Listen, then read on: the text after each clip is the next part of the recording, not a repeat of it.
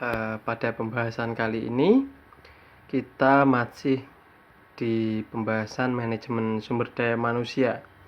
Jadi pembahasan dari manajemen sumber daya manusia itu sebenarnya banyak mencakup hal-hal yang berkaitan dengan sumber daya manusia di dalam organisasi, di dalam perusahaan, ataupun bahkan di dalam sebuah institusi. Ada beberapa pembahasan dalam manajemen sumber daya manusia. Contohnya misalkan yang pertama adalah perencanaan SDM, terus pengendalian SDM, terus pengembangan SDM, terus ada pemeliharaan SDM juga. Yang terakhir juga ada pemutusan hubungan kerja, itu masuk ke dalam manajemen sumber daya manusia. Tapi nanti kita pembahasan fokus pada 3 pembahasan ini: perencanaan, pengendalian, dan juga pengembangan. Oke, yang pertama kita akan membahas tentang dari manajemen sumber daya manusia, yaitu perencanaan SDM. Jadi di sebuah perusahaan yang sedang berkembang atau sudah maju atau bahkan baru akan dibuat, itu harus mempunyai perencanaan SDM. Di dalam perencanaan SDM, hal yang perlu diperhatikan di sini adalah pengertiannya. Apa sih pengertian dari perencanaan SDM? Yang kedua adalah tujuan dari perencanaan SDM serta tahapan-tahapan dalam merencanakan SDM.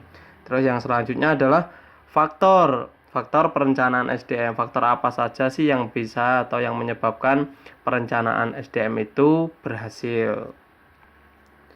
Yang pertama di sini kita membahas tentang apa sih yang dimaksud dengan pengertian perencanaan SDM.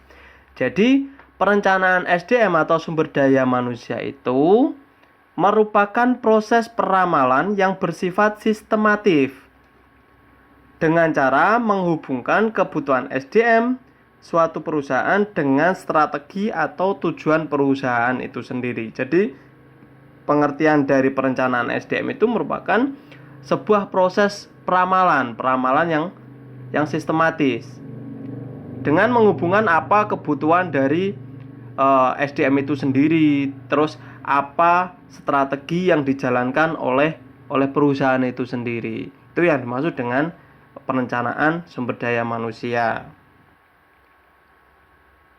Dilihat dari pengamat ekonomi atau orang ilmuwan ekonomi dari Mathis dan juga Jackson tahun 2001, ini menerangkan bahwa perencanaan SDM adalah sebuah proses identifikasi dan juga analisis untuk memiliki sumber daya manusia yang bisa mencapai tujuan organisasi atau perusahaan.